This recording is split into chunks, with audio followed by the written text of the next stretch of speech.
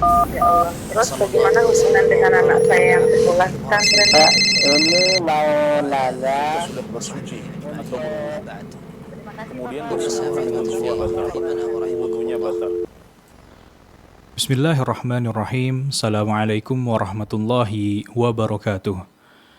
Alhamdulillahirabbil alamin wassalatu wassalamu ala khatamil anbiya'i wal mursalin nabiyyina Muhammadin wa ala alihi wa sahbihi ajma'in. Amma ba'd. Allahumma alimna ma yanfa'una wanfa'na bima 'allamtana wa zidna ilman ya rabbal alamin. Pemirsa dan pendengar Fatwa TV dimanapun Anda berada, tiada suatu ucapan yang pantas keluar dari lisan kita sebagai seorang hamba, melainkan ucapan rasa syukur kita kepada Allah Subhanahu wa Ta'ala atas segala rahmat, nikmat, dan karunia-Nya, memberikan kita kesempatan untuk bisa berjumpa pada sore hari ini dalam rangkaian acara Fatwa TV Live Interaktif Fikih Ibadah bersama guru kita Al-Ustadz Dr. Anas Burhanuddin M. Hafidhahullah Ta'ala, yang dimana beliau merupakan anggota dari Dewan Fatwa Perhimpunan Al-Irsyad. Salawat serta salam kita haturkan kepada Nabi yang mulia alaihi salatu wassalam, kepada keluarganya, para sahabatnya, dan kita sebagai umatnya. Semoga kelak mendapatkan syafaatnya di hari kiamat nanti. Amin ya rabbal alamin. Pemirsa dan pendengar Fatwa TV dimanapun Anda berada, kurang lebih selama 1 jam ke depan kita akan belajar bersama tentunya, dan kami mengajak Anda untuk bisa bertanya secara langsung kepada Ustadz pada sore hari ini melalui layanan telepon kami di nomor 0331544687, atau Anda juga bisa telepon kami via WhatsApp di nomor 0821706087, atau Anda juga bisa menyampaikan pertanyaan Anda melalui website kami di www.dewanfatwa.com dan juga di www.fatwatv.id. Dan Alhamdulillah telah bergabung bersama kami di studio Fatwa TV Jember Ustadz Anas Burhanuddin. Kita sahabat terlebih dahulu. Assalamualaikum Ustadz. Waalaikumsalam warahmatullahi wabarakatuh. Masya Allah. Bagaimana kabar antum hari ini Ustadz? Alhamdulillah saya sehat. Alhamdulillah sehat ya. Kemarin Jember sudah diguyur hujan dan Alhamdulillah hari ini Jember cukup cerah Ustadz ya. Alhamdulillah. Ya. Alhamdulillah. Dan biasanya kalau misalkan pancaroba ya bisa dibilang ya, dari kemarin hujan sekarang panas, biasanya banyak yang pilek, batuk pilek nih Ustadz. Ya Alhamdulillah saya sehat, keluarga sehat. Alhamdulillah. Kita doakan kepada pendengar dan pemirsa kita juga sehat-sehat selalu dan dalam lindungan Allah Subhanahu wa Ta'ala. Masya Allah. Amin ya Tapi rabbal tetap alamin. waspada, memang pancaroba Betul. ini kondisi harus fit ya. Betul, Mungkin bisa ditambah dengan suplemen vitamin barangkali untuk menguatkan imun. Masya Allah. Alhamdulillah Ustadz dalam keadaan sehat dan siap menyapa para pemirsa ya Ustadz ya. Insyaallah ya. Insya Allah. Baik, Alhamdulillah Ustadz dalam keadaan sehat walafiat dan siap menyapa dan menjawab pertanyaan dari para pendengar sekalian.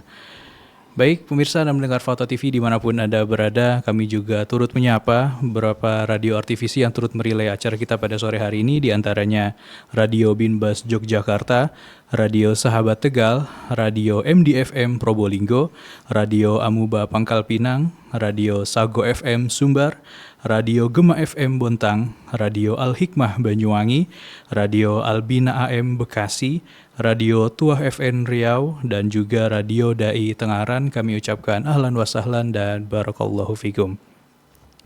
Baik pemirsa dan mendengar Fatwa TV dimanapun Anda berada, seperti biasa mengawali kegiatan live interaktif kita pada sore hari ini, marilah kita simak nasihat pembuka dari Ustadz guna membuka live interaktif pada sore hari ini. Oleh karenanya kepada Ustadz kami persilahkan. Bismillahirrahmanirrahim. Dalam sebuah daurah yang diselenggarakan pada bulan Agustus tahun 2023, guru kita Fadilatul Syekh Profesor Dr. Ibrahim bin Amir Ar-Ruhaili hafizahullah ta'ala menyampaikan bahwasanya buah atau faedah yang bisa dipetik dari sebuah daurah hendaknya adalah mengamalkan ilmu yang diajarkan pada daurah tersebut. Dan niat untuk mengamalkan ini harus mendahului dan lebih penting daripada niat untuk menyampaikan dan mendakwahkan ilmu tersebut. Jadi sebagian orang menyangka bahwasanya mengamalkan ilmu itu artinya adalah mendakwahkan. Padahal mendakwahkan adalah sebuah tahapan setelah mengamalkan ilmu itu sendiri. Maka sebagian orang kadang lupa bahwasanya setelah belajar dia harus mengamalkan ilmu itu dahulu sebelum mendakwahkannya. Jadi ada perbedaan antara mengamalkan ilmu dengan mendakwahkan ilmu. Dan beliau mengingatkan para peserta daurah bahwasanya buah yang paling utama dari suatu daurah adalah mengamalkan ilmu yang diajarkan dalam daurah tersebut. Bukan mendakwahkannya, meskipun mendakwahkannya juga penting, tapi itu adalah tahapan selanjutnya setelah kita mengamalkan. Nah, beliau juga menguatkan penjelasan ini dengan sebuah nukilan dari Amr bin Dinar rahimahullahu taala yang mengatakan, "Ma tata'allamuhu li nafsika fal qalinu minhu yakfi." Apa yang engkau pelajari untuk dirimu sendiri, maka yang sedikit itu cukup untukmu. Ilmu yang sedikit itu cukup untukmu. Wa ma tata'allamuhu linnas fahajatun nasi la tantahi. Adapun kalau engkau mempelajari suatu ilmu untuk manusia, maka kebutuhan manusia tidak pernah habis. Ya, ini menunjukkan kepada kita, menjelaskan kepada kita tentang prioritas dalam menuntut ilmu, apa yang harus kita dahulukan. Dan di sini beliau menjelaskan bahwasanya yang paling utama adalah mengamalkan. Maka demikian juga dalam kajian-kajian, majelis taklim, daurah, pengajian yang kita hadiri, yang harus menjadi semangat dan motivasi utama kita adalah bagaimana setelah memahami dan mempelajari, nanti kita mengamalkan ilmu tersebut. Baru setelah itu kemudian kalau bisa kita ikut mendakwahkannya kepada orang lain. Baik, ini adalah sebuah nasihat yang penting yang membuat kita tidak salah prioritas, sehingga insya Allah dengan begitu setiap ilmu yang kita pelajari dari manapun, baik itu dari daurah, dari halaqah, dari majelis ta'lim ataupun yang lain, insya Allah akan menjadi ilmu yang bermanfaat dan membawa kita kepada amal yang soleh biiznillah ta'ala. Baik, kami ucapkan jazakumullah khairan Ustaz atas nasihatnya. Semoga ilmu yang telah kita dapat bisa kita amalkan tentunya, dan itu menjadi prioritas utama, yaitu dengan mengamalkan ilmu yang telah kita dapat daripada kita langsung mendakwahi orang-orang atas ilmu yang telah kita terima sebelumnya. Kami ucapkan jazakumullah khairan Ustaz atas nasihatnya.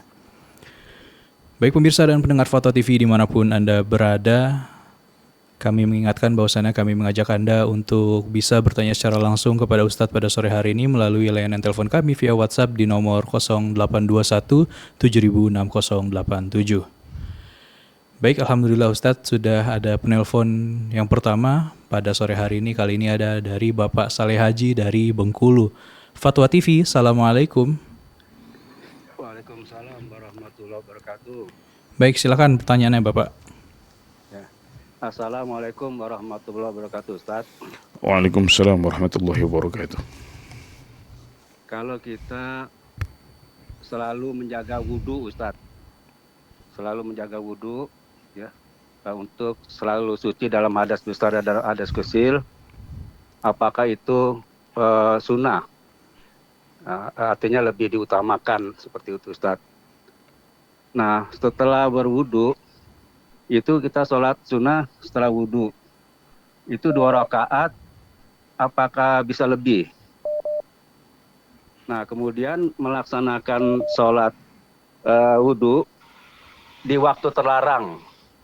Di waktu terlarang setelah asar maupun pada saat matahari terbit, terbenam atau di tengah matahari, di tengah langit, itu apakah bisa dilakukan? Ya, pertanyaan yang kedua, Ustadz, pada saat imam mengucapkan Sami Allahu liman hamidah, nah makmumnya itu mengucapkan Robbana walakal ham. Apakah imam juga mengucapkan Robbana walakal ham juga, Ustadz? Ya, itu Ustadz, jazakallahu khair. Ya. Ya, sudah ya. Baik, sudah Ustaz. Baik, ini pertanyaannya cukup banyak ini tadi. Cukup yang banyak. Pertama tentang Ada mempertahankan wudhu ya. Betul. Untuk tidak berhadas besar Besar ya. maupun kecil. Pertanyaannya adalah apakah ini dianjurkan atau tidak ya? Ya, jawabannya ya mempertahankan kesucian sehingga kita tidak berada pada kondisi hadas besar atau hadas kecil. Ini adalah sesuatu yang dianjurkan dalam Islam. Ya, dan ada cukup banyak hadis yang menjelaskan keutamaan orang yang yang bertahan di masjid ya untuk menunggu sholat berikutnya, atau dia berada dalam masjid dalam keadaan suci, maka ini dihitung sebagai sholat oleh Allah Subhanahu wa taala. Dan di sebagian riwayat hadis disebutkan hatta yuhdits, ya, sampai dia berhadas ya. Kalau sudah berhadas maka dia tidak dihitung lagi dalam keadaan sholat. Ya, maka ini adalah sebuah keutamaan yang agung dari Allah Subhanahu wa taala, di mana kita tidak sholat tapi dihitung sholat. Ya, dan hal itu menjadi putus ketika kita sudah dalam keadaan berhadas ya. Maka ini dengan jelas menunjukkan keutamaan mereka yang menunggu di masjid ya dalam keadaan suci. Ya, dan demikian juga di luar masjid ya, ketika kondisi kita adalah kondisi suci dari hadas besar dan hadas kecil, maka itu lebih baik daripada kita berada dalam kondisi berhadas. Ya, tentunya ketika kita sedang berhadas kecil ya, maka kita juga tidak bisa mengerjakan beberapa amalan ya. Seperti misalnya memegang mushaf. Maka ini berarti menunjukkan keutamaan yang lain, di mana kalau kita dalam keadaan suci maka kita bisa lebih banyak menjalankan ibadah-ibadah kepada Allah Subhanahu wa taala. Bahkan Nabi Muhammad SAW ya, menganjurkan umat beliau dan para sahabat Rasulullah SAW ketika mereka memiliki hadas besar dan mereka belum sempat untuk mandi wajib, maka beliau menganjurkan untuk wudu dahulu. Meskipun kita tahu bahwasanya wudu itu tidak akan menghilangkan hadas besar itu. Namun kata para ulama maksudnya adalah untuk meringankan hadas akbar ini. Jadi kalau kita misalnya dalam kondisi junub ya, setelah kita bersenggama misalnya atau berhubungan intim, nah kemudian kita belum sempat untuk mandi, misalnya mungkin karena malas ya di malam hari, karena dingin dan lain sebagainya, maka yang dianjurkan oleh Nabi Muhammad SAW adalah kita meringankan hadas akbar ini dahulu dengan berwudu. Nah, ini menunjukkan bahwasanya kondisi tidak berhadas atau kondisi hadas yang lebih ringan ini dianjurkan dalam Islam, maka itu berpahala di sisi Allah Subhanahu wa taala. Jadi beberapa penjelasan tadi itu menunjukkan bahwasanya mempertahankan wudu ya dan tidak berhadas adalah sebuah kondisi yang dianjurkan oleh agama kita, dan itu berpahala karena diperintahkan dan dianjurkan oleh Rasulullah sallallahu alaihi wasallam. Kemudian tentang Salat sunnah setelah wudu itu apakah 2 rakaat atau boleh lebih? Dan kalau misalkan salat sunnah setelah wudu tersebut di waktu terlarang seperti ba'da subuh dan ba'da asar, apakah diperbolehkan, Ustaz? Ya, baik. Salat tohur ya, atau salat tuhur ya, bukan tohur ya. Salat tuhur artinya salat yang dianjurkan setelah berwudu, yaitu jumlah rakaatnya paling tidak adalah 2 rakaat ya.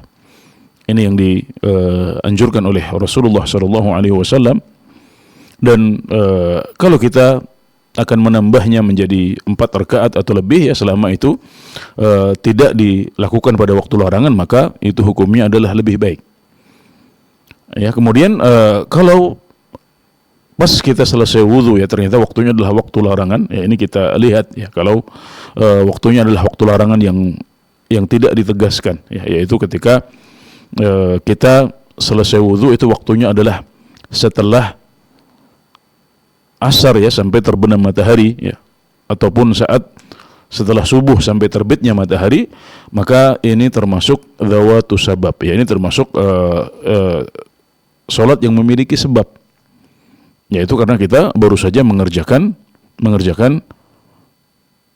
yaitu karena kita baru saja berwudu ya, dan setelah wudu dianjurkan untuk mengerjakan salat sunnah tuhur ya, maka tetap dianjurkan pada 2 waktu ini ya. Adapun waktu larangan yang lebih ditegaskan yaitu ketika matahari terbit, kemudian ketika matahari tenggelam ya, atau mendekati matahari tenggelam atau mendekati matahari terbit ya, kemudian juga ketika waktu istiwa, yaitu ketika matahari berada di atas kepala kita.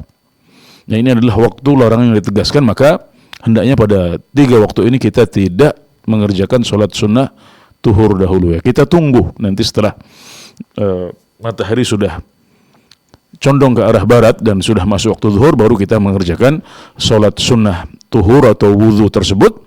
Dan tidak masalah kalau nanti kita gabungkan niatnya dengan sholat sunnah qobliyah zuhur, karena memang sudah masuk waktu zuhur ya. Kemudian pertanyaan selanjutnya Ustaz, apakah ketika imam mengucapkan sami Allahu liman hamidah, imam juga mengucapkan Rabbana walakal hamdu Ustaz? Ya, saat imam mengucapkan sami Allahu liman hamidah ya, maka makmum dianjurkan untuk mengucapkan Rabbana walakal hamdu.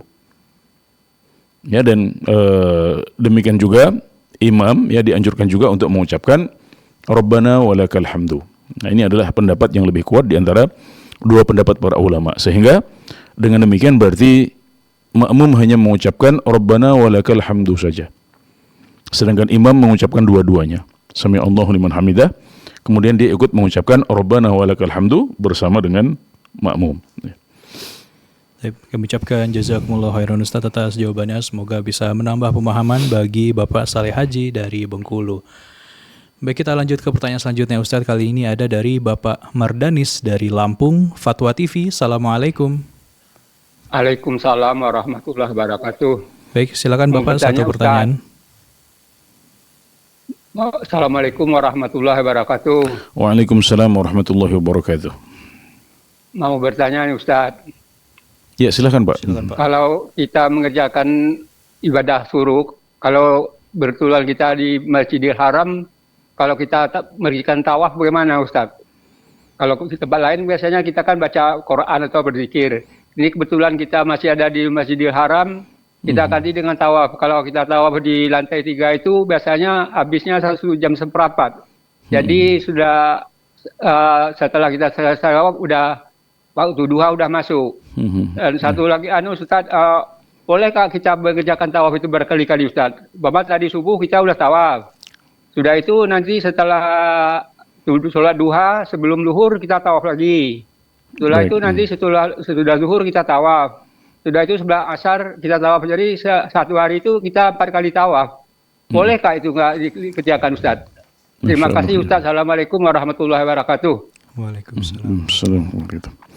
Ya, jadi untuk bisa mendapatkan pahala salat syuruk yang dijanjikan oleh Rasulullah SAW adalah caranya dengan mengamalkan hadis yang diriwayatkan dari beliau dengan sanad yang hasan menurut sebagian ulama, yaitu man shallal fajr fi jama'atin thumma qa'ada yadhkurullaha hatta tatlu'a syams thumma qama fa shalla rak'atain kana lahu ka ajri hajjatin wa umratin tammatin. Barang siapa yang sholat subuh secara berjamaah, kemudian dia berzikir memuji Allah Subhanahu wa taala sampai terbit matahari, kemudian setelah itu dia bangun untuk sholat 2 rakaat, maka dia mendapatkan pahala haji dan umrah yang sempurna.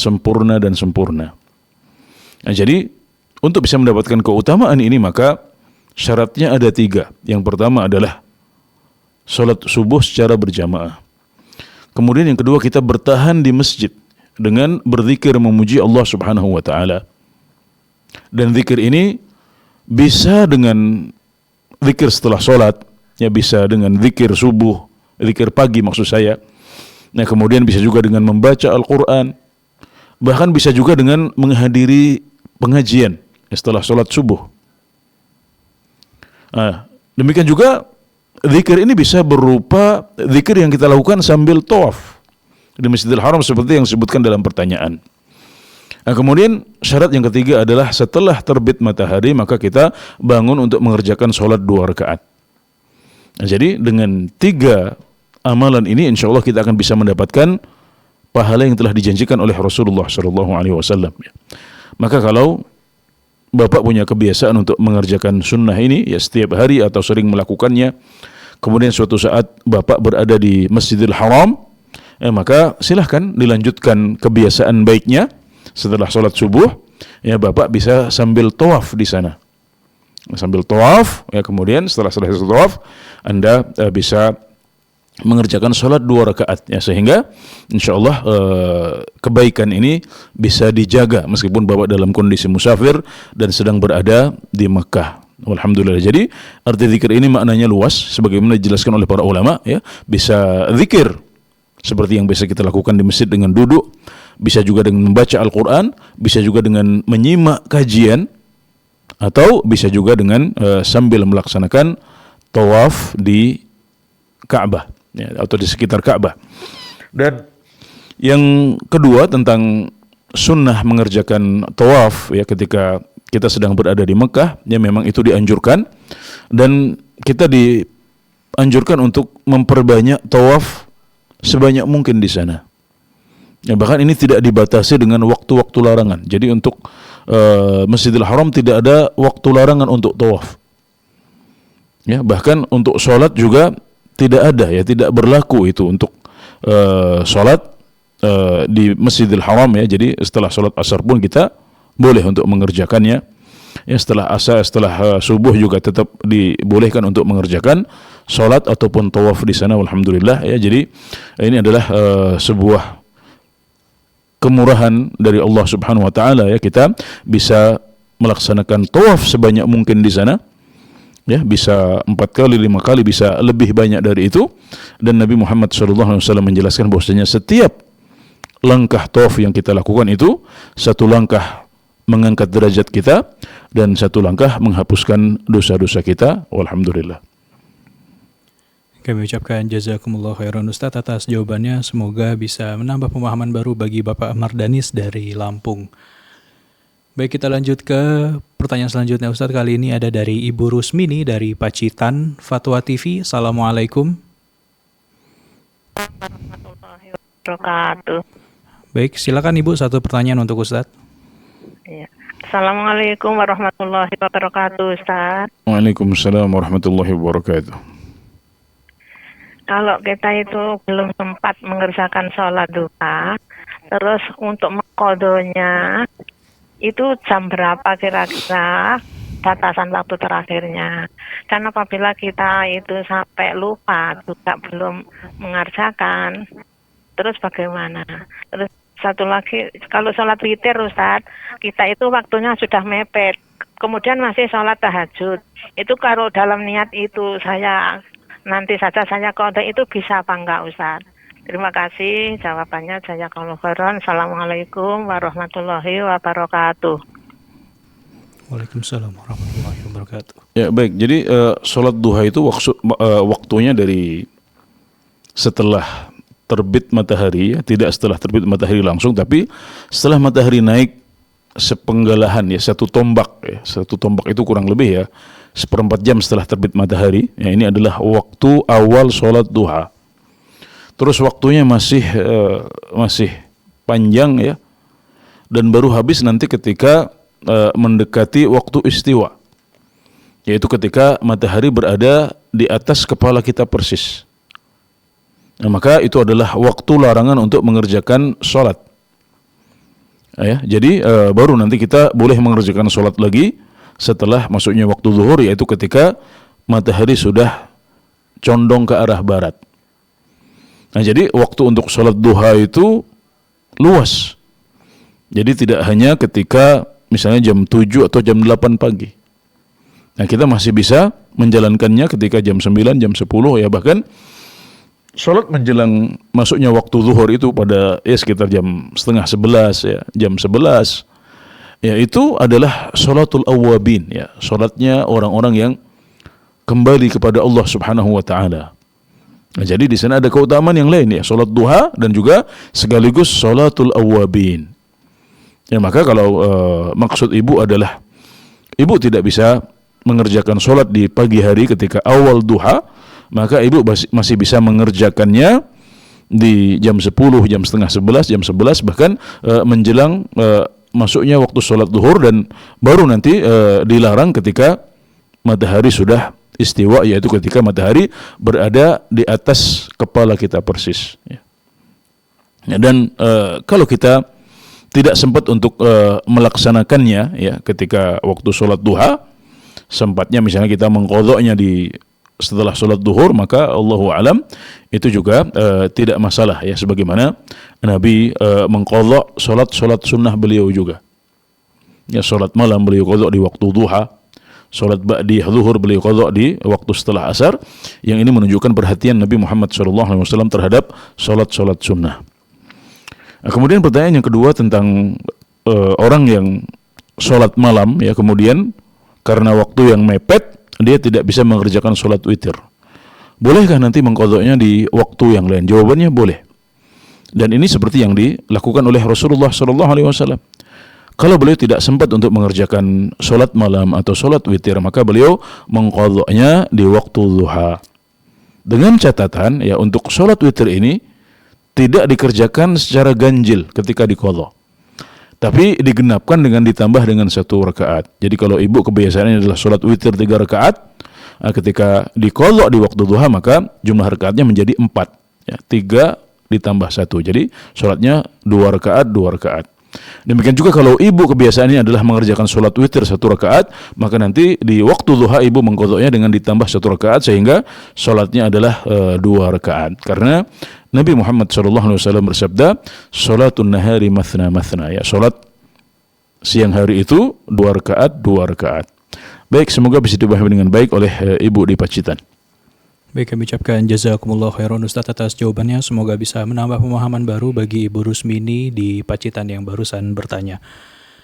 Baik, kita lanjut ke penelpon selanjutnya Ustaz. Kali ini ada dari Bapak Lukman dari Subang. Fatwa TV, Assalamualaikum. Waalaikumsalam warahmatullahi wabarakatuh. Baik, silakan satu pertanyaannya Bapak. Mohon izin Pak Ustadz, saya tanya, di lingkungan saya kalau sholat Jumat ada imam itu yang setelah sholat Jumat dia langsung membaca Al-Fatihah, terus ada imam yang langsung membaca istighfar. Nah, saya itu yang mana yang benar menurut sunnah Rasulullah ketika sholat Jumat itu, apakah membaca langsung Fatihah atau istighfar langsung zikir? Nah, dan saya harus mengikuti yang mana? Ustaz, demikian. Terima kasih. Jazakallah khairan atas jawabannya. Assalamualaikum warahmatullahi wabarakatuh. Waalaikumsalam warahmatullahi wabarakatuh.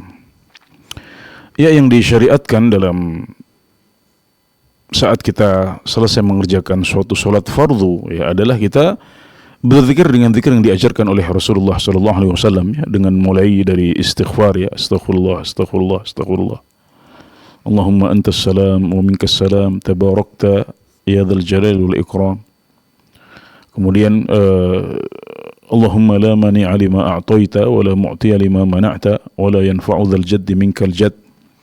Kemudian berbagai zikir yang lain yang di antaranya adalah membaca subhanallah 33 kali, alhamdulillah 33 kali, Allahu akbar 33 kali. Kemudian juga membaca qul huwallahu ahad 1 kali, qul a'udzu birabbil falaq 1 kali, kemudian qul a'udzu birabbin nas juga 1 kali, ya, masing-masing diselesaikan suratnya. Ya, jadi zikir yang sudah masyhur yang diajarkan oleh Rasulullah SAW. Itulah yang beliau ulang-ulang. Meskipun untuk sebagian zikirnya itu divariasi. Seperti misalnya subhanallah, alhamdulillah, Allahu akbar, ini ada riwayat subhanallah 33 kali, alhamdulillah 33 kali, Allahu akbarnya 34 kali tanpa la ilaha illallah. Kemudian ada riwayat juga masing-masing 25. Jadi subhanallah 25, alhamdulillah 25, Allahu akbar 25, la ilaha illallah juga 25. Ada riwayat yang lebih pendek juga, yaitu masing-masing 10, ya, subhanallah 10 kali, alhamdulillah 10 kali, Allahu akbar 10 kali. Nah, ini bisa kita pilih saat kita sedang sibuk atau kita sedang buru-buru karena paketnya lebih sederhana, lebih pendek. Ini semuanya riwayatnya sahih dari Rasulullah SAW. Ya. Jadi kalau tadi Bapak bertanya, ya, yang pertama yang langsung Al-Fatihah atau yang kedua, ya, maka yang diulang-ulang oleh Rasulullah SAW adalah zikir seperti biasa. Ya, kalau sholat Jumat, ya, ini sama dengan sholat zuhur di hari-hari yang lain, ya, maka yang dicontohkan oleh Nabi Muhammad SAW adalah zikir seperti biasa. Ya, jadi itu yang lebih baik untuk dijalankan. Allahu ta'ala alam, ya. Baik, kami ucapkan jazakumullah khairan Ustadz atas jawabannya. Semoga bisa menjadi pemahaman baru bagi Bapak Lukman di Subang. Baik, kita lanjut ke penelpon selanjutnya Ustadz. Kali ini ada dari Bapak Umar di Bali. Fatwa TV, Assalamualaikum. Waalaikumsalam warahmatullahi wabarakatuh. Baik, silakan satu pertanyaannya Bapak untuk Ustadz. Baik, Ustadz, saya sedang pegang buku kumpulan fatwa Dewan Fatwa Al-Irsyad. Di halaman 420 saya membaca sholat duha disunahkan dilakukan sesekali atau ketika ada sebab tertentu seperti pulang dari bepergian atau bagi yang malamnya tidak qiyamul lail. Begitu Ustaz. Pertanyaannya, bagaimana hubungannya dengan hadis Bukhari di aplikasi hadis itu bernomor 1060 Ustaz. Di situ Siti Aisyah memang mengatakan bahwa Nabi tidak selalu sholat duha, namun beliau Siti Aisyah radhiyallahu anha akan selalu terus sholat duha gitu Ustaz. Kemudian hubungannya juga dengan hadis dari Bukhari dan Muslim dari Abu Hurairah Ustaz tentang wasiat Nabi kepada beliau yang 3 itu, yang salah satunya adalah supaya sholat duha dan setiap sholat duha dan tidur yang itu artinya Abu Hurairah sendiri tidak pernah meninggalkan sholat duha tersebut Ustaz. Gimana penjelasannya Ustaz? Di sini catatan kakinya berdasarkan kitabnya Imam Ibnul Qayyim Zadul Ma'ad juz pertama halaman 346. Demikian Ustaz. Jazakumullah khair. Assalamualaikum warahmatullahi wabarakatuh. HP saya matikan, saya dengerin di TV Ustaz. Baik. Ya, baik Bapak, pertama perlu kita pahami ya bahwasanya untuk menyimpulkan bahwasanya kita disyariatkan untuk setiap hari mengerjakan sholat duha atau dianjurkan untuk mengerjakan sholat duha, itu cukup dengan dalil yang kedua dan yang ketiga tadi itu yang Bapak sebutkan. Salah satunya adalah wasiat Nabi Muhammad SAW kepada Abu Hurairah untuk tidak meninggalkan 3 perkara, yaitu sholat duha, kemudian puasa 3 hari dalam 1 bulan, dan yang ketiga adalah sholat witir sebelum tidur. Ya, ini cukup ya untuk kita jadikan sebagai dasar bahwasanya kita dianjurkan untuk mengerjakan sholat duha setiap hari. Kalau bisa setiap hari, ya kita kerjakan setiap hari. Nah, jadi itu cukup. Ya, adapun sebagian keterangan yang menyebutkan bahwasanya Nabi Muhammad SAW ya tidak sholat duha setiap hari, ya maka ya ini kita menafsirkannya atau memahaminya sebagai bahwasanya Nabi Muhammad SAW adalah orang yang sibuk. Beliau adalah pemimpin negara, beliau adalah nabi, beliau punya tugas keluarga ya. Jadi tidak setiap hari beliau punya waktu untuk mengerjakan sholat duha. Karena ini adalah bukan sholat yang wajib. Ini adalah sholat yang sifatnya sunnah saja. Maka tidak ada pertentangan antara apa yang diwasiatkan oleh Nabi Muhammad SAW kepada Abu Hurairah dan apa yang diazamkan dan ditekadkan oleh Aisyah, beliau akan sholat duha setiap hari.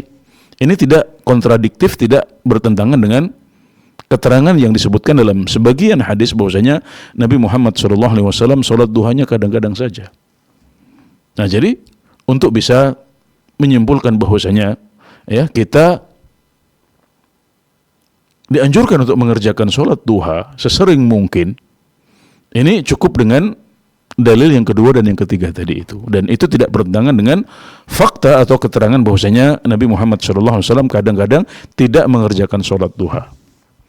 Ya, jadi tidak ada pertentangan antara keduanya, dan hadis yang kedua dan ketiga tadi sudah cukup ya untuk menjelaskan bahwasanya kita dianjurkan untuk memperbanyak sholat duha, ya bahkan kalau bisa setiap hari. Nah, jadi suatu amalan itu kadang-kadang dalilnya adalah sunnah qauliyah, yaitu sabda Nabi Muhammad SAW berupa ucapan verbal. Kadang-kadang juga bisa berupa sunnah fi'liyah, yaitu perbuatan dari Rasulullah SAW. Kadang-kadang bentuknya malah Nabi tidak mengerjakan, tapi Nabi membiarkan dan mendiamkan, atau yang disebut sebagai sunnah takririyah. Jadi tidak harus ketiga-tiganya terkumpul. Memang kadang-kadang ketiga-tiganya terkumpul ya, ada anjuran, ada perbuatan, ada Nabi membiarkan juga. Tapi satu dari ketiganya itu sudah cukup. Ya, ini mirip dengan permasalahan apakah kita dianjurkan untuk mengerjakan puasa pada hari-hari pertama bulan Dzulhijjah, atau yang disebut sebagai Asyurul Dzulhijjah. Jelas Nabi menyebutkan bahwasanya tidak ada amalan yang lebih baik dan lebih dicintai oleh Allah Subhanahu wa taala daripada beramal pada 10 hari pertama bulan Dzulhijjah. Jadi ini cukup dijadikan dasar dan dalil bahwasanya kita dianjurkan untuk memperbanyak amalan, termasuk puasa sunnah pada hari-hari pertama bulan Dzulhijjah. Nah, kita tidak perlu untuk memastikan bahwasanya Nabi selalu berpuasa pada hari-hari itu. Nah, jadi ini adalah sebuah dalil yang kalau ada alhamdulillah, kalau enggak tidak berpengaruh pada hukum. Nah, jadi misalnya kita tidak harus mengatakan, oh Nabi enggak mengerjakan puasa kok pada awal-awal bulan Dzulhijjah. Ya karena kondisi beliau bisa jadi beliau sibuk. Ya beliau punya prioritas yang lebih penting. Tapi cukuplah bagi kita untuk menyimpulkan dari keterangan beliau bahwasanya amalan soleh pada 10 pertama bulan Dzulhijjah adalah amal soleh yang sangat mulia. Kita dianjurkan untuk memperbanyak. Ya, termasuk dalam hal itu adalah puasa sunnah. Ya, jadi begitu penjelasan para ulama. Jadi mereka tidak mensyaratkan ya harus ada contoh dari Nabi Muhammad SAW di mana beliau memperbanyak puasa pada hari-hari itu, karena beliau sudah menganjurkan secara verbal, yaitu dengan sunnah qauliyah, dan itu cukup bagi para ulama. Walhamdulillah. Baik, kami ucapkan jazakumullah khairan Ustaz atas jawabannya. Semoga bisa menambah pengetahuan bagi Bapak Umar yang ada di Bali. Kita lanjut ke penelpon selanjutnya Ustaz. Kali ini ada dari Bapak hamba Allah dari Sumatera Barat. Fatwa TV, Assalamualaikum. Waalaikumsalam warahmatullahi wabarakatuh. Baik, silakan Bapak pertanyaannya untuk Ustaz. Singkatannya Ustaz, bagaimana hukumnya jika kita merebus telur Ustaz, ternyata ada kotoran unggasnya di kulit telur Ustaz. Sedangkan kulit telurnya itu sudah retak-retak sehingga ini itu sudah mengenai telurnya Ustaz. Bagaimana hukum telur tersebut Ustaz? Syukran jazakumullahu khairan. Mohon maaf Bapak, mungkin bisa diulangi, nampak kurang jelas tadi pertanyaannya. Bagaimana hukumnya jika kita merebus telur ternyata masih ada kotoran ungasnya di kulit telurnya tersebut. Sedangkan kulitnya itu sudah retak-retak Ustaz, sehingga airnya sudah mengenai telur tersebut. Bagaimana hukum tersebut Ustaz? Jazakumullahu khairan. Ya, baik ya. Jadi kotoran unggas ya, seperti kotoran ayam ya, atau kotoran burung dan semacamnya yang mereka memproduksi telur ya. Ini kotorannya adalah suci ya, menurut pendapat yang lebih kuat. Karena dahulu Nabi Muhammad SAW ya membolehkan para sahabat untuk sholat di kandang kambing. Beliau mengatakan sallu fi mawrabidhil ghanam ya.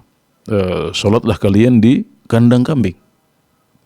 Nah, kemudian beliau juga membolehkan para sahabat untuk berobat dengan air kencing unta. Maka dari beberapa dalil ini para ulama menyimpulkan bahwasanya kotoran binatang yang dimakan dagingnya itu tidak najis.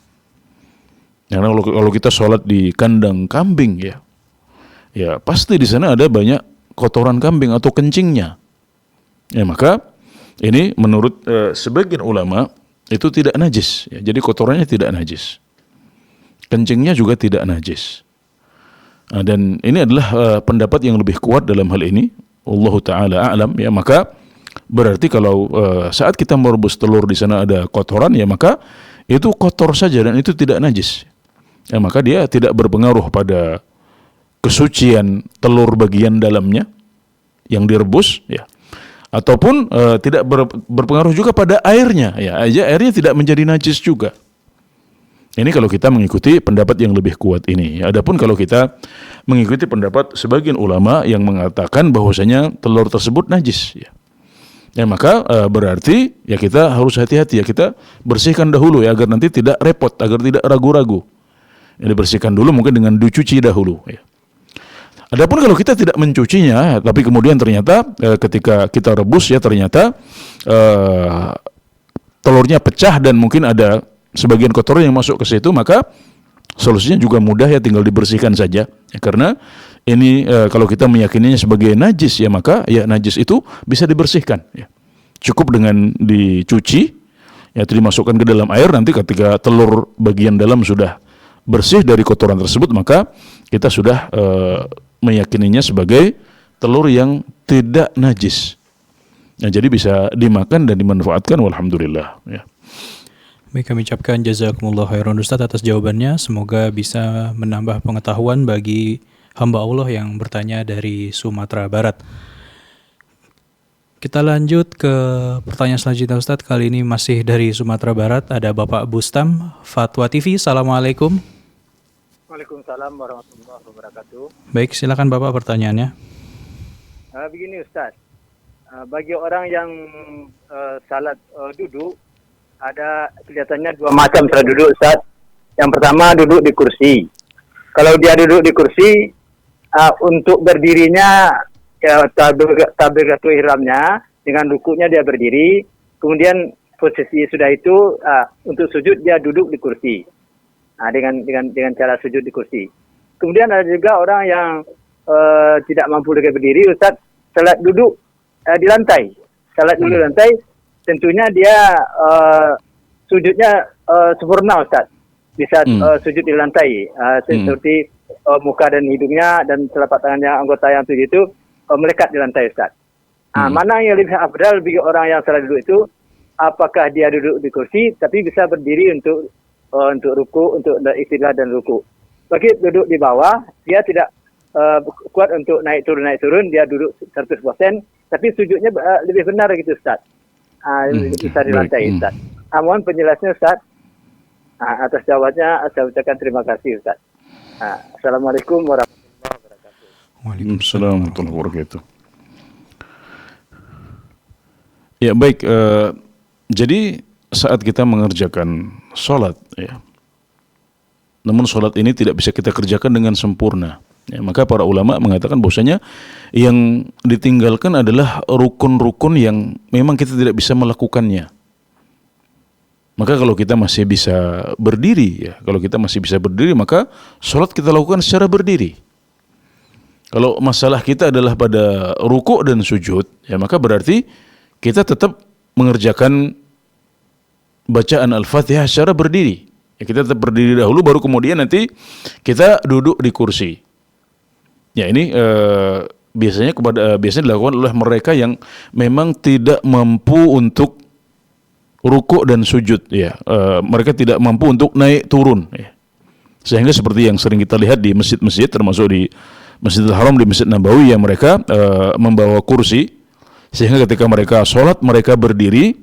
Kemudian ketika mereka ruku dan sujud mereka hanya duduk saja di situ, di kursinya. Jadi tidak ruku dan sujud secara sempurna karena memang mereka tidak bisa untuk melakukan hal itu. Nah, demikian juga dengan mereka yang misalnya sholatnya secara duduk, ya. Ya ini biasanya adalah karena sebab yang lain. Jadi dia tidak punya masalah dengan ruku dan sujud, ya. Tidak punya masalah dengan rukuk dan sujud, sehingga masalahnya misalnya adalah karena dia kalau berdiri dia berkunang-kunang misalnya. Nah, maka dia tidak bisa berdiri atau tidak bisa bolak-balik duduk dan berdiri. Nah, maka cara yang kedua ini cocok untuk sebagian orang yang lain, ya, dengan sakit yang lain. Nah, jadi kalau saya melihat ini bukan karena permasalahan yang sama, ya. Jadi ada sebagian orang yang lebih cocok dan lebih mudah baginya untuk sholat secara berdiri, kemudian dia untuk rukuk sujudnya dikerjakan dengan duduk di atas kursi, sehingga rukuk dan sujudnya yang tidak sempurna. Dan ada sebagian orang lagi yang karena sakit yang berbeda atau permasalahan yang berbeda, maka dia bisa rukuk dan sujud. Atau dia bisa sujud saja, ya mungkin rukuknya sulit ya. Dia bermasalah untuk berdiri, ya itu ketika misalnya fisik dia tidak kuat, dia berkunang-kunang ya, atau semacamnya ya.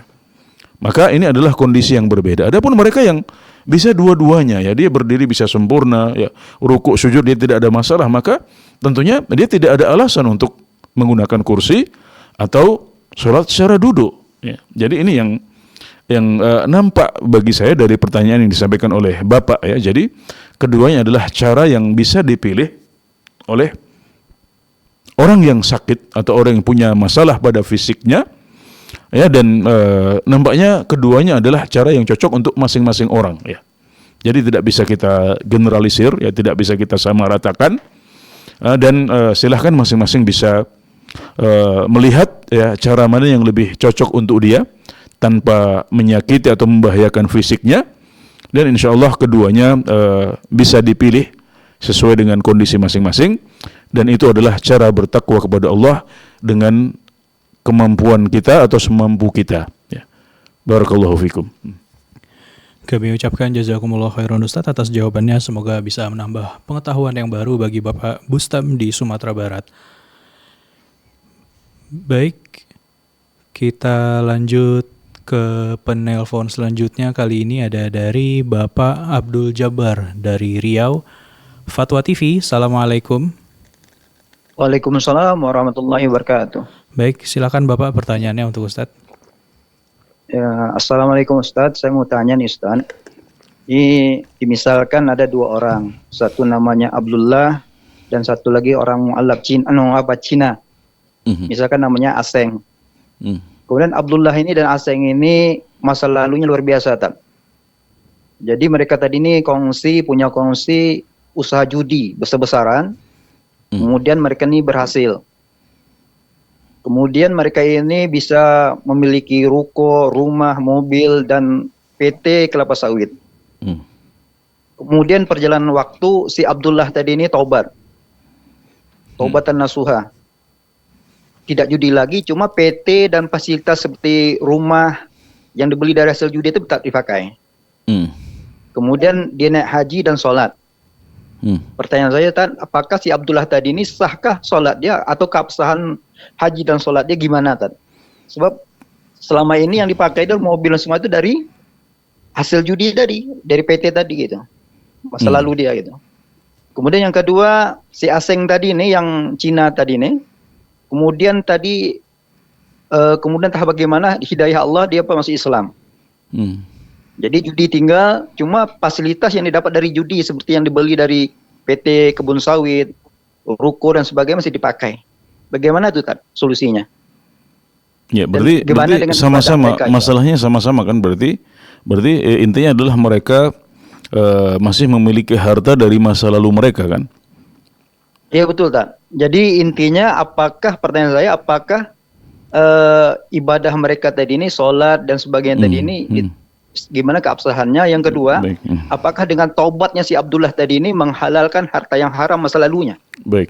Kemudian yang ketiga, apakah dengan mu'alabnya si Cina tadi ini harta yang haram didapat masa jahiliyah itu menjadi halal? Itu aja, Tad. Baik. Ya. Jadi Tad, ini saya dengar tipe aja, Tad. Ini HP saya matikan insyaallah. Baik. Ya, baik. Masya Allah. Ya baik. Jadi ketika seseorang bisa bertaubat kepada Allah Subhanahu wa taala setelah dia memiliki masa lalu yang sedemikian kelam ya. Baik dalam kondisi dia sudah muslim ataupun dalam kondisi dia belum Islam. Maka taubat ini adalah sebuah nikmat dari Allah yang harus disyukuri ya. Allah Subhanahu wa taala memberikan taubat kepada sebagian hamba. Mereka dahulu punya masa lalu yang sedemikian kelam ya, mungkin tidak hanya bermaksiat pada diri mereka sendiri, tapi juga bermaksiat dengan mengajak orang lain. Ya, memfasilitasi orang lain untuk berbuat maksiat seperti yang disebutkan dalam pertanyaan tadi. Ya. Maka itu adalah tanda husnul khotimah insyaallah ya. Apalagi kalau yang awalnya kafir kemudian bisa memeluk Islam, maka ini adalah sebuah nikmat yang lebih besar lagi. Dan Allah Subhanahu wa taala bersabda, Nabi Muhammad sallallahu alaihi wasallam bersabda, At-taubatu tahjubu ma qablaha. Ya, taubat itu menghapuskan semua dosa yang telah lalu. Maka ketika seorang muslim punya masa lalu yang kelam, kemudian dia bertobat kepada Allah, maka lembaran amalnya menjadi bersih. Semua itu diampuni oleh Allah Subhanahu wa taala karena taubat dia. Demikian juga ketika seorang non-muslim memiliki masa lalu yang sangat kelam, kemudian dia masuk Islam, maka keislaman dan taubat dia itu menghapus semua dosa yang dia miliki pada masa lalu. Ya, ini tentang dosa. Ya, jadi ini disepakati oleh para ulama. Nah, bagaimana dengan hartanya yang telah lalu? Ya, sebagian ulama berpendapat bahwasanya ya yang telah lalu kalau itu adalah buah dari dosa, ya, atau penghasilan dari dosa, maka berarti dia harus berlepas diri darinya. Namun ada pendapat yang kedua dalam masalah ini. Jadi kalau masalah hartanya ini bukan sesuatu yang disepakati. Nah, sebagian ulama berpendapat bahwasanya ya sudah, kalau dia sudah bertaubat dari dosanya, ya maka hartanya yang sudah dia miliki ini tetap halal untuk dia miliki, tidak perlu dia buang. Nah, bukan menjadi syarat taubat yang nasuh bahwasanya dia harus berlepas diri dan membuang semua harta itu. Dan ini diisyaratkan oleh Allah Subhanahu wa taala dalam firman-Nya tentang dosa riba, fa in tubtum falakum ru'usu amwalikum, atau wa in tubtum falakum ru'usu amwalikum, dan kalau kalian sudah bertobat maka kalian berhak untuk mendapatkan atau mempertahankan modal dan harta kalian itu. Nah, jadi ini adalah kemurahan dari Allah Subhanahu wa taala.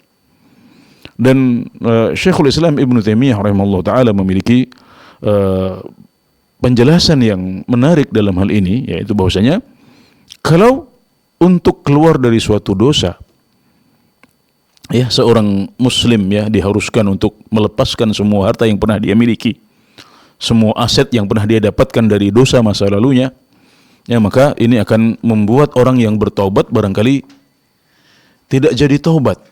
Ketika dia menoleh, oh ternyata aset dia harus dia lepas, penghasilan dia harus dia bakar atau dia buang, ya, maka ini akan memberatkan banyak orang, ya. Nah, maka di antara hikmah dari Allah Subhanahu wa taala dalam syariatnya adalah mereka yang bertaubat ya tidak dibebani dengan membakar atau membuang harta yang pernah mereka miliki dan merupakan penghasilan dari masa lalu mereka. Mereka boleh untuk mempertahankannya. Mereka boleh untuk menikmatinya, termasuk mereka juga boleh untuk memakainya dalam ibadah-ibadah seperti ibadah haji atau sedekah. Kenapa? Karena penghasilan dan harta itu mereka dapatkan ketika mereka dahulu berada pada masa jahiliyah, sebelum bertaubat kepada Allah Subhanahu wa taala, dan sekarang mereka sudah bertaubat kepada Allah Subhanahu wa taala. Ya, jadi tidak masalah, ya, silahkan dipertahankan, ya, dimanfaatkan, ya. Semoga nanti Allah Subhanahu wa taala mensucikan harta mereka, dan bisa juga mereka menambahkan kebaikan itu dengan banyak bersedekah kepada orang-orang yang membutuhkan atau menafkahkan hartanya di jalan Allah Subhanahu wa taala, sehingga harta mereka semakin bersih dan barokah. Barakallahu fikum. Baik, kami ucapkan jazakumullah khairan Ustaz atas jawabannya. Semoga bisa menambah pemahaman baru bagi Bapak Abdul Jabbar di Riau. Kita lanjut ke pertanyaan selanjutnya Ustaz. Kali ini ada dari Umu Yodi di Riau. Fatwa TV, Assalamualaikum. Waalaikumsalam warahmatullahi wabarakatuh. Baik, silakan Ibu, satu pertanyaan untuk Ustaz. Iya. Assalamualaikum Ustaz. Waalaikumsalam warahmatullahi wabarakatuh. Izin melanjutkan pertanyaan dari member WhatsApp di Rosa Ustaz. Begini Ustaz, saat pelatihan penyelenggaraan jenazah, kami diajarkan saat bersih-bersih jenazah itu salah satunya itu menggunting kuku Ustaz. Kalau kuku mayit itu panjang dan kotor. Terus setelah kedepannya kami mendengar dari Ustaz Sunnah juga, kita nggak boleh menyakiti mayit dengan memotong kukunya, cukup dibersihkan saja gitu. Jadi yang mana yang harus kami ikuti Ustaz? Itu aja Ustaz. Syukron, jazakallah khairan. Assalamualaikum. Waalaikumsalam warahmatullahi wabarakatuh. Ya, Jadi adanya perbedaan pendapat dalam masalah-masalah amaliyah adalah sesuatu yang sudah jamak ya, dan insyaallah Ummu Yodi juga sudah sering mendengar perbedaan sudut pandang ya di antara para ulama, atau kemudian diikuti oleh para ustadz juga ya, ada yang berpendapat A, ada yang berpendapat B ya. Maka tidak perlu bingung ya dalam hal-hal seperti ini ya. Kalau bingung ya bisa ditanyakan ya, bisa ditanyakan. Kalau kita bisa membandingkan dalil masing-masing dari keduanya, maka itu lebih baik. Kalau kita tidak punya alat untuk bisa membandingkan, maka kita bisa mengikuti dengan ustadz, kita bisa mengikuti ustadz yang lebih kita percaya atau ulama yang lebih kita percaya, baik karena kemampuan ilmiahnya ataupun karena ketakwaannya kepada Allah Subhanahu wa taala ya. Ya, dan saya melihat ya bahwasanya memotong kuku mayit itu tidak menyakiti ya, tidak menyakiti, karena saat mereka hidup pun ya, maka memotong kuku itu bukan sesuatu yang menyakitkan. Ya, makanya para ulama menyebutkan bahwasanya anggota tubuh seperti kuku ya, kemudian rambut, kemudian juga rambut yang tumbuh di kulit ya, termasuk bagi para ulama adalah misalnya qarn ya, atau apa ini, tanduk ya pada binatang ya. Ini mereka menyebutnya sebagai anggota yang tidak hidup ya, dalam arti dia tumbuh tapi kehidupan yang ada pada anggota-anggota seperti kuku, rambut dan tanduk ini adalah hayatun numu, dia adalah kehidupan berupa tumbuh ya. Hanya tumbuh saja tapi tidak ada ruh di situ. Sebaliknya anggota tubuh yang lain seperti kulit ya, kemudian apa namanya, kemudian tulang ya, atau daging, ya, maka ini memiliki hayatur ruh, dia memiliki kehidupan ruh. Nah, perbedaan antara keduanya adalah anggota-anggota atau organ yang tidak memiliki kehidupan ruh, tapi dia hanya memiliki hayatun numu atau kehidupan berupa tumbuh saja. Ya, ini kalau dipotong tidak sakit. Nah, maka kalau kuku kita potong kita tidak sakit. Rambut dipotong juga tidak sakit. Tanduk kalau dipotong kata para ahli juga itu tidak menyakiti binatang. Nah, berbeda dengan anggota tubuh kita seperti kulit, daging dan tulang. Nah, maka ini adalah anggota tubuh yang memiliki kehidupan ruh di situ. Nah, maka kalau kita memotongnya dari binatang atau dari manusia, mereka akan kesakitan. Nah, maka dari apa yang disampaikan di depan ya kita bisa simpulkan bahwasanya memotong kuku itu tidak menyakiti. Ya. Jadi berbeda dengan tulang misalnya yang disebutkan dalam hadis ya bahwasanya kasru azmil mayyit ka kasrihi hayyan. Ya, mematahkan tulang mayit atau jenazah itu seperti mematahkan tulangnya saat masih hidup. Kenapa? Karena tulang itu di situ ada kehidupan roh. Yang berbeda dengan kuku ya, atau rambut atau yang semacamnya ya, maka ini saat kita memotongnya tidak ada sakit di situ ya. Nah, maka ini adalah pendapat yang lebih kuat dalam permasalahan ini. Wallahu taala a'lam. Baik, kami ucapkan jazakumullah khairan Ustaz atas jawabannya, dan pertanyaan tadi adalah pertanyaan terakhir pada sesi live interaktif kita pada sore hari ini. Kami ucapkan jazakumullah khairan Ustaz atas keluangan waktunya untuk bisa menyapa dan menjawab pertanyaan dari para pemirsa Fatwa TV sekalian. Semoga Allah senantiasa menjaga Ustaz dan keluarga dan memberkahi ilmu yang telah Ustaz sampaikan kepada kita semua. Amin ya rabbal alamin. Baik pemirsa dan pendengar Fatwa TV dimanapun Anda berada, kami mengajak Anda untuk bisa bahu-membahu untuk mendukung program dakwah Fatwa TV dengan cara menyalurkan harta terbaik Anda melalui nomor rekening yang sudah Anda lihat di layar kaca Anda. Kami ucapkan jazakumullah khairan kepada para donatur yang telah menyalurkan harta terbaiknya. Semoga Allah senantiasa membalas dengan hal yang setimpal atas yang Anda keluarkan. Baik pemirsa dan mendengar Fatwa TV dimanapun Anda berada, berakhir pula kegiatan live interaktif Fikih Ibadah bersama Ustadz Dr. Anas Burhanuddin MA Hafizahullahu Ta'ala. Saya selaku moderator mewakili kru yang bertugas dari studio Fatwa TV Jember pamit undur diri dan mohon maaf apabila banyak kesalahan. Kita akhiri dengan membaca doa kafaratul majlis. Subhanakallahumma wa bihamdika asyhadu an la ilaha illa anta astaghfiruka wa atubu ilaik. Sampai jumpa kembali di program live interaktif selanjutnya. Wassalamualaikum warahmatullahi wabarakatuh. Ya Allah. Terus bagaimana hubungan dengan anak saya yang sekolah di pesantren? Ini mau nanya Sudah bersuci atau belum? Kemudian